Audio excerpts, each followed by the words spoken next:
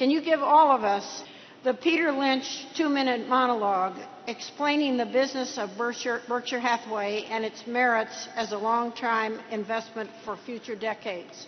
We've always tried to stay sane, and other people, a lot of them, like to go crazy. That's a competitive advantage. Number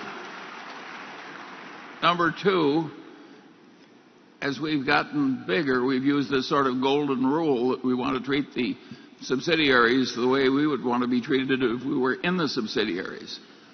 And that, again, is a very rare attitude in corporate America, and it causes people to come to us who don't want to come to anybody else. That is a long-term competitive advantage. A few years ago, a person who's in this audience, I believe, came to me, and he was in his 60s, and he said that for about a year he'd been thinking about selling his business, and the reason he'd been thinking about it was not because he wanted to retire, and we very seldom buy business from people who want to retire. He didn't want to retire at all. He loved what he was doing, but he had an experience in buying a business a few years earlier from a family where he had known the fellow who had built it.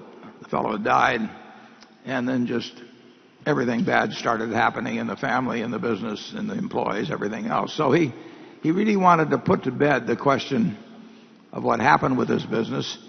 It wasn't that he really cared a lot about monetizing it or having the money. He just wanted to put his mind at ease that what he'd spent lovingly building up over 30 or 40 years was not going to get destroyed, or that his family would get destroyed if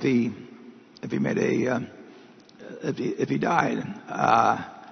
So he said he thought about it a year, and he thought about it, and he thought, well, if I sell it to one of my competitors, and they would be a logical buyer. They usually are. That's why we have antitrust laws.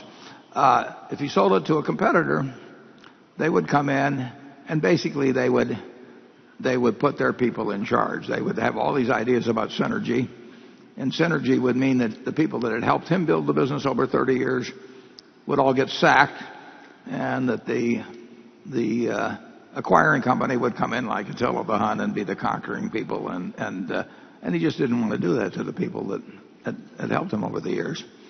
And then he thought he might sell it to some private equity firm, and he figured that if he sold it to them, they'd load it up with debt which he didn't like, and then they'd resell it later on, and so he would again have lost control. They might do the same thing that he didn't want to have happen in the first place in terms of selling it to a competitor or whatever it might be.